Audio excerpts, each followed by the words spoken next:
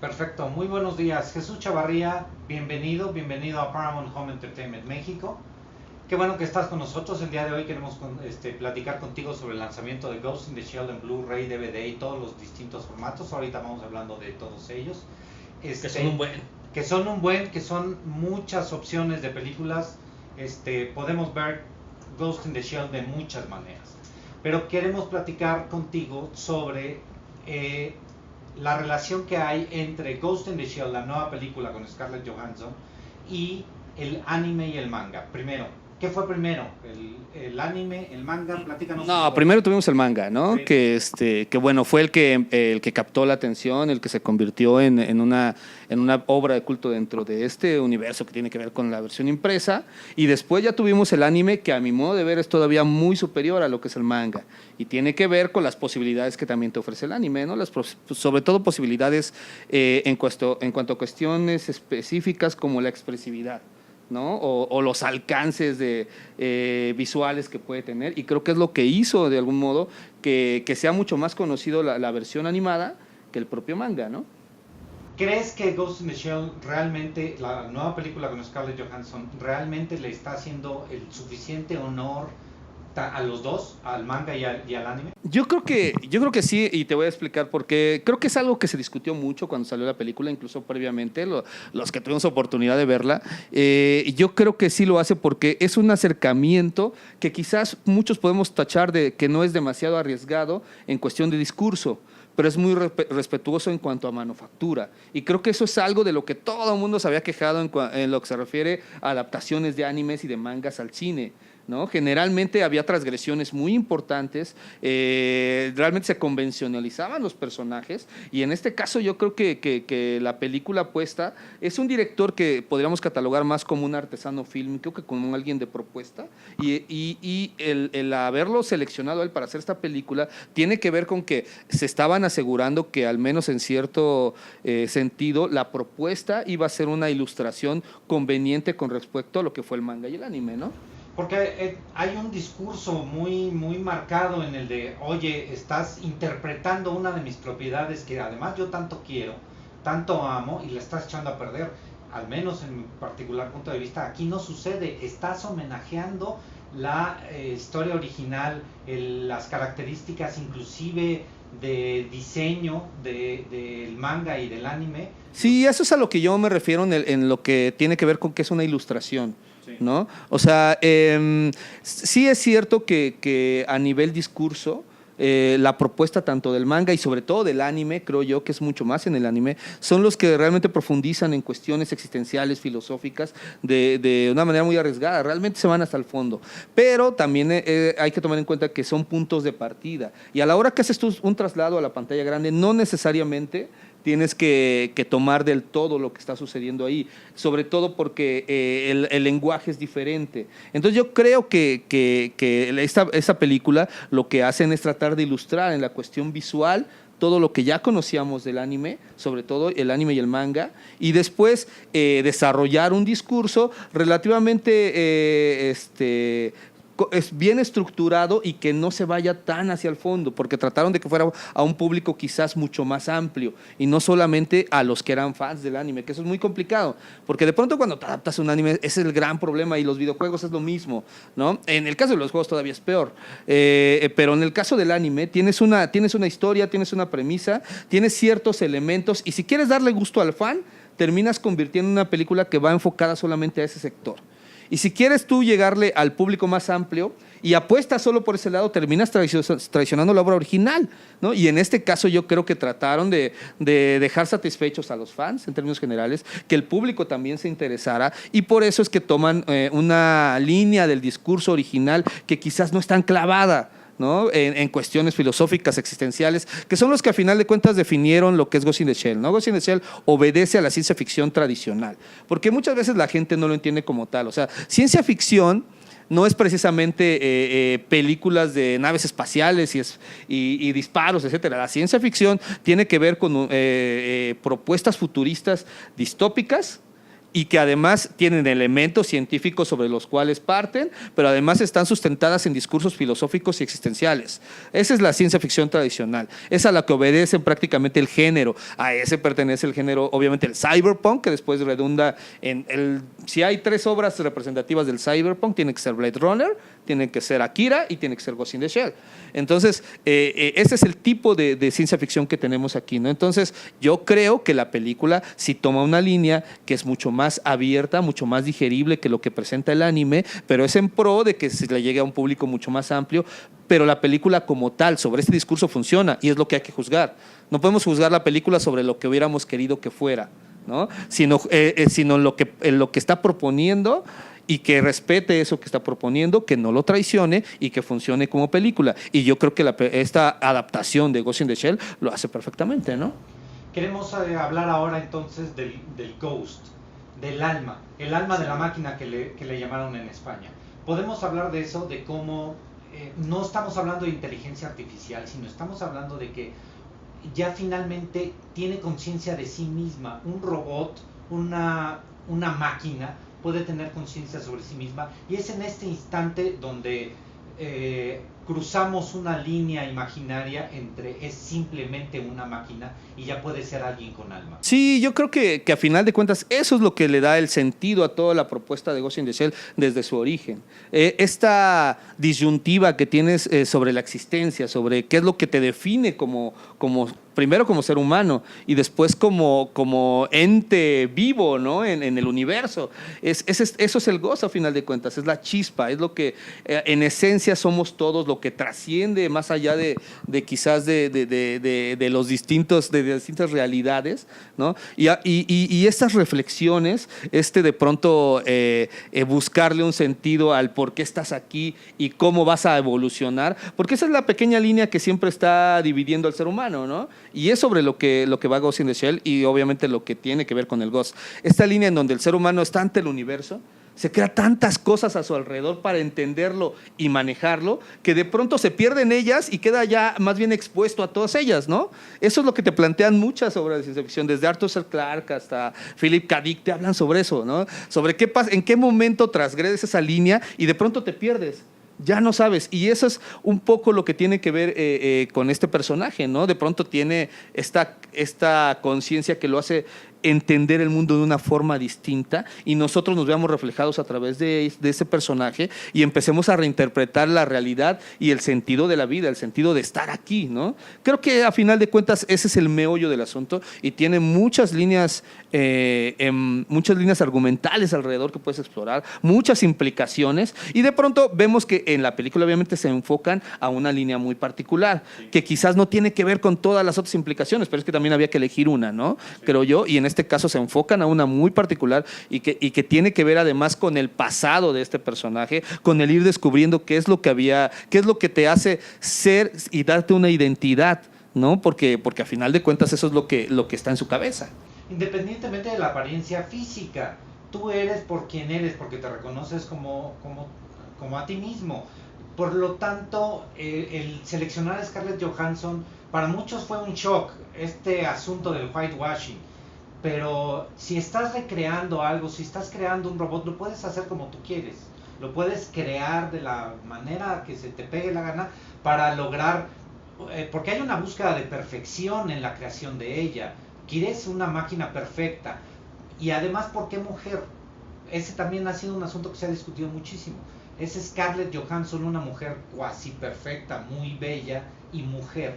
¿Podemos hablar de eso? Sí, bueno, el por qué mujer yo creo que obviamente también tiene que ver con que dentro de lo que es la cultura asiática, los roles de género están muy marcados, ¿no? A final de cuentas, el trastocarlos o jugar con ellos y darle cierto protagonismo es parte, yo creo que de lo que originó que fuera una mujer. Ahora, lo podemos conectar con muchos otros temas, ¿no? Con la cuestión de que la mujer es capaz de dar vida, etcétera, etcétera. Se pueden buscar muchas reflexiones al respecto. Con la tensión sexual que además hay entre la mayor Motoko y Batuu, porque sí, todo el tiempo hay una tensión sexual y Batuu reconoce que estás ante un robot.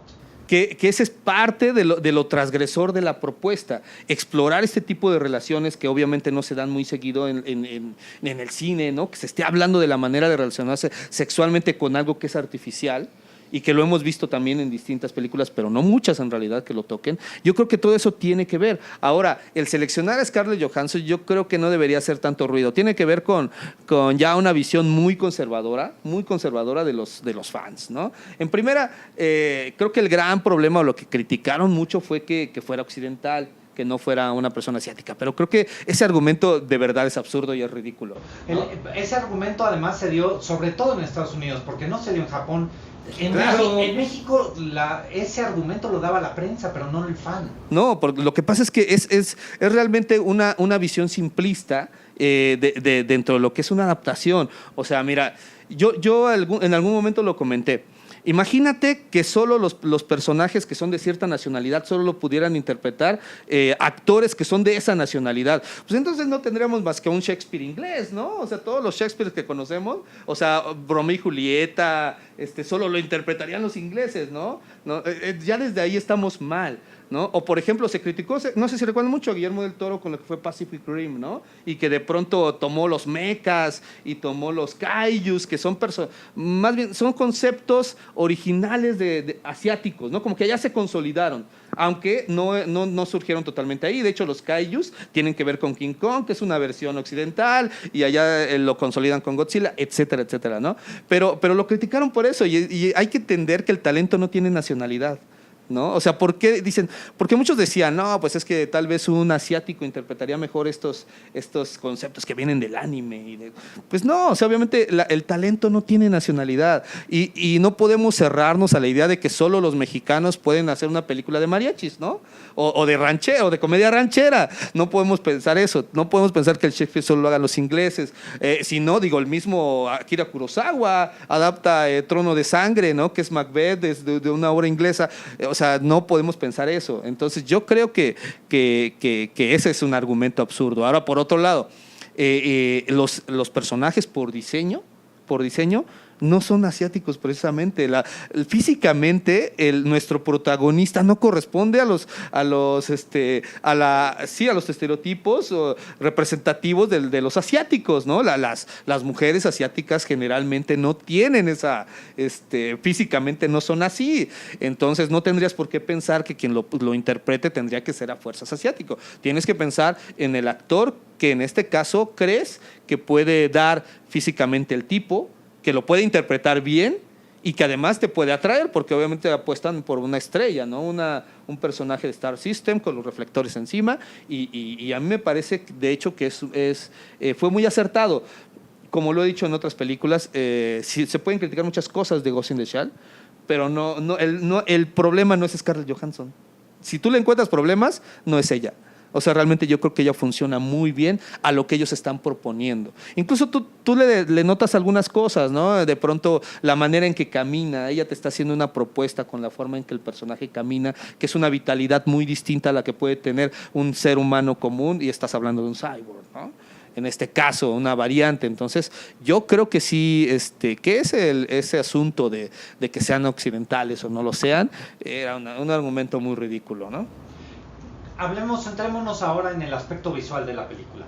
Visualmente es una producción impresionante, es impactante, pero además tiene los homenajes tanto al manga como el anime muy marcados. Tenemos la creación de ella, cómo se va creando ella, cómo se va formando.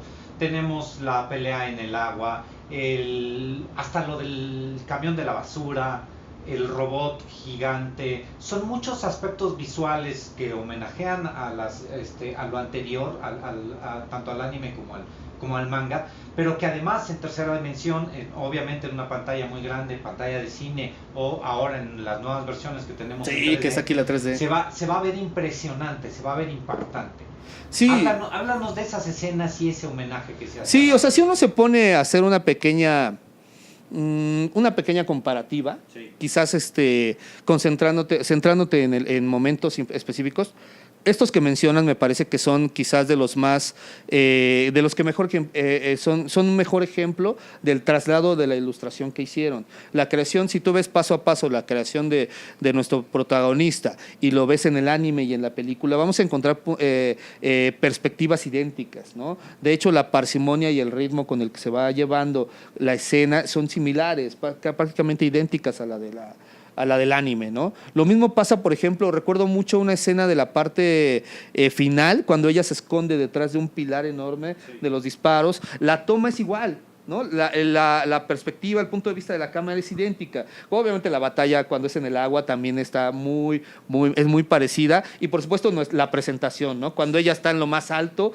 y se avienta, es igual a lo que está en el anime. Ahora, si eso es lo que estábamos los fans, ¿no? Los fans, porque me considero muy fan de Ghost in the Shell. Si estábamos buscando ver esos momentos en live action, cumple con todos los requisitos, ¿no? Ahí están, se ve muy bien, están muy cuidados, e incluso tratan de que la atmósfera y el ritmo correspondan a lo que nosotros entendíamos. Es cierto que no hay quizás esta grandilocuencia del anime, ¿no? Que eso tiene que ver con cuestiones de lenguaje, el traslado es distinto, pero a final de cuentas lo inquietante de la situación, la orfandad y esta soledad que trata de transmitir todo el tiempo sobre el protagonista están ahí, y las imágenes son prácticamente iguales, ¿no? Entonces yo creo que en ese sentido ahí están. Habría que modificar algunos diseños, por supuesto, había que adaptar, porque se trata de un traslado, un cambio de lenguaje, pero en general la película los tiene. La ciudad, porque estamos hablando de Hong Kong, en el anime, ¿por qué es Hong Kong y por qué no es Tokio? O eso interpreto. Ajá. O sea, exacto, es lo que yo te iba a decir. Eso interpreto yo. Ajá. O sea, quizás yo creo que tiene que ver con que siempre, al hablar de una propuesta futurista, tratas tú quizás de tener una referencia distinta a lo que para ti es la cotidianidad, ¿no? No sé si hay una explicación de parte del autor. O sea, no sé si él ha dado alguna. Yo te doy la que yo creo. A mí me parece que generalmente cuando tú vas a hacer un futuro distópico, tiene que ser diferente a lo que estás viviendo normalmente, ¿no? Pero al mismo tiempo que tenga ciertas reminiscencias. Entonces te tienes que nutrir de otras referencias que hay a tu alrededor. Entonces yo por eso creo que es hacia donde apuestan, ¿no? Es como, por ejemplo, de pronto vemos películas como se llama, que mezclan ciudades, ¿no? Por ejemplo, San Francisco, Tokio, por ejemplo, ¿no? Claro. O sea, es un poco buscar eso. A final de cuentas la referencia sí está, pero al mismo tiempo no es, porque estás hablando de un futuro. Sí. Y yo creo que eso tiene que ver con el manga y ya después el resto, ¿no? Te digo, no sé si el autor ha dado una explicación. No, eso sí no le he checado. A lo mejor existe, ¿no? Claro. Hablemos de los personajes secundarios, por así llamarlo, tanto Baku como Aramaki.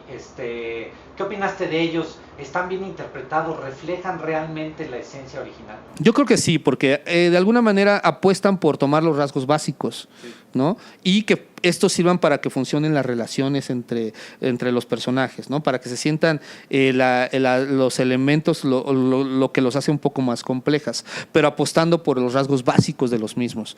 Entonces, sin ser rebuscados, sin meterse en problemas, de hecho, sin dar demasiados rodeos, apuestan por lo que está ahí, y eso tratan de llevarlo a la pantalla de la manera más precisa posible, sin hacerle modificaciones graves. A mí me parece que en ese sentido todos funcionan como piezas de la película misma. Tal vez todos tengamos nuestra propia interpretación de cómo deberían haber visto. Sí. Todos la tenemos, ¿no? Si hemos visto el manga y el anime, dirías, a mí me hubiera gustado que se viera así, pero yo insisto en el asunto de que no podemos juzgar una obra en base a lo que nos hubiera gustado, porque entonces mejor hacemos la de nosotros, ¿no? Tenemos que juzgarla en base a si en la película funciona, si a lo que te propuso la película se respeta hasta el final. Y a mí me parece que Ghost in the Shell, la película, en live action, tiene reglas muy claras desde un principio y las respeta hasta el final. Pueden gustarnos o no, la cuestión de gustos ya es otra cosa, pero la cuestión de análisis, funcionamiento que se debe hacer con respecto a cualquier obra está en base a ciertos parámetros y la película funciona. Sí, porque tenemos el ejemplo de Puppet Master. La forma en que la película la interpreta es de alguna forma diferente al anime original. Pero me parece que sí son las variantes necesarias para lo que ellos estaban proponiendo en la película, ¿no? Eso es lo que hay que tomar en cuenta. ¿Qué es lo que querían hacer? Sí. ¿no? Porque así podemos tener muchos, pero hay miles de adaptaciones, ¿no? Pero a ver, estos cambios que le hiciste no tienen ningún sentido. ¿Para qué fueron? Solo fueron porque mi amigo actor de la película anterior, afroamericano, lo quería yo meter en el equipo de superhéroes, pues entonces invento que es adoptado. ¿No? Porque yo quería llevar a mi amigo o sea, ahí ya pierdes toda validez, sí. ¿No? Porque ahí exacto. No es en función de mi obra, sino es en función de mi amistad con aquel actor, ¿no? ¿Estás de acuerdo? Esto tengo que meterlo. ¿Cómo lo metemos? Pues que sea adoptado y entonces por eso él es afroamericano y entra aquí cuando el original no era afroamericano. Y aquí creo que no va por ahí, va en el sentido de que la película funcione. Yo creo, ¿no? Al menos yo no tengo información que sea de otra forma, ¿no? Y al menos yo lo veo como que sí funciona, y tomando esos rasgos originales, las geishas son impresionantes, impactantes durante el desarrollo de la película. Y que tienen algunas variantes de diseño, pero que obviamente como cuestión creativa, a la hora que haces diseño, pues tomas esos elementos y los reinterpretas para verlos ahora en la pantalla, ¿no? Y creo que ahí están y funcionan. A mí al menos eso me parece, ¿no? Va, perfecto. Hablemos finalmente de las ediciones. Empezamos, si quieres, por esta. Empezamos por el DVD. El DVD, la edición normal, la más económica, que la pueden adquirir fácilmente, que contiene extras, que no viene simple, no viene nada. Sí, no es austera precisamente. No es precisamente austera, entonces sí van a poder encontrar bastantes extras de la película. Ese es el DVD. Hay una versión especial del DVD, con Blu-ray, que tenemos postales de colección, que tú puedes cambiar, es Blu-ray, tú puedes cambiar tu portada del disco, tienes distintas portadas, puedes seleccionar.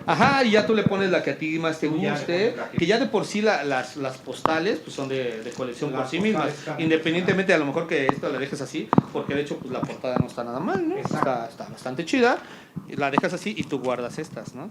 Y entonces de pronto pues viene Scarlett Johansson a una premiere y pues la pescas en la alfombra roja y le dices, ¿me firmas estas 5? ¿No? Y luego las ven, y ya son de colección, ¿no? O sea, yo creo que, oye, pues aquí está bien buena ese personaje. Yo creo que eso es lo que hace valioso para coleccionistas, porque hay quien prefiere la versión austera, ¿no? Dices, o sea, que digo que no es tan austera porque si trae extras, pero a lo mejor digo, yo tengo mi DVD. De hecho, hay gente que no ha comprado su Blu-ray disc, ¿no? Les gusta lo tradicional y pues compran su DVD, ven su película y ahí la tienen en su colección, ¿no? Pero esto es para los que son más clavados. Para la gente más clavada. Obviamente, tenemos estas dos versiones que quiero platicar sobre ellas rápidamente. La primera, el Steelbook. El Steelbook viene Blu-ray más un Blu-ray con los extras. Esto es para los que nos encanta ver qué hay detrás del cine, la verdad. Aparte, la verdad, es la cajita, siempre la andas buscando. Yo creo que esta es para buscadores. Si decía que la otra es para coleccionistas, esta es para los buscadores, ¿no? De los que te gusta tenerla en una cajita que siempre me recuerda como a las cajitas de galletas, ¿no? Así como sí, exacto, metálica, sí. Y está muy bonita, pero obviamente trae el disco con los extras y pues ahí te puedes pasar un muy buen rato entretenido descubriendo lo que hay detrás y entendiendo cosas, ¿no? Que a lo mejor tú interpretabas diferente. Dices, mira, yo pensaba que lo habían hecho por esto, pero en realidad fue porque tenían más dinero y lo quisieron gastar, ¿no? O a lo mejor, digo, por supuesto. Puede ser. Finalmente tenemos el Blu-ray y el Blu-ray 3D, donde tenemos 3 discos, la versión en 3D, la versión en Blu-ray y el disco en Blu-ray del cine. Así esta es para los que les gusta disfrutar la película de todas las formas, más allá de los extras. Lo que estás buscando es poder disfrutarla con tus amigos, con la familia, disfrutarla tú solo y es en sí para eso y yo la quiero. Yo quiero todas, de hecho. Pero sí, yo tengo amigos que de hecho les encanta verlas en 3D. Con una película en la que realmente está justificado el 3D. ¿No? Sí, pues es que... Eso es importante, no es un 3D hecho al aventón, injustificado. No, para nada. Precisamente en esta película donde puedes ver a Scarlett Johansson en todo. Así, lucir en todo su esplendor. Y eso siempre se agradece. Yo creo que, así como lo he dicho de otras actrices, muy pocas, yo creo que lo que este mundo necesita es más Scarlett Johansson y qué bueno que en esta película tenemos mucho Scarlett Johansson. Aparte, fíjate, ahorita que tocas eso de la cuestión visual, yo creo que ahí hay una cuestión bien interesante.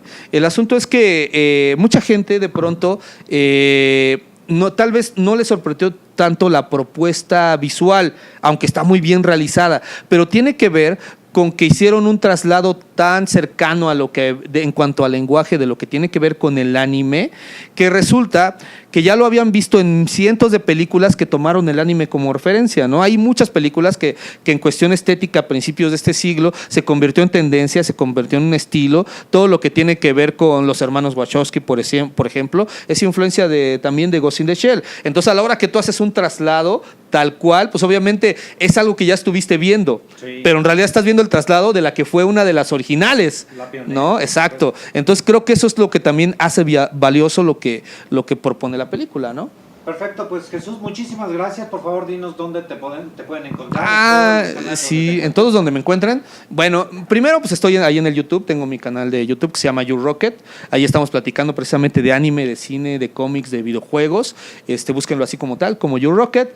Y bueno, aparte estoy, ya sabes que escribo en varios medios. Yo escribo para Revista Empire, para el periódico La Razón, para la Playboy México, ahí les escribo de cómics.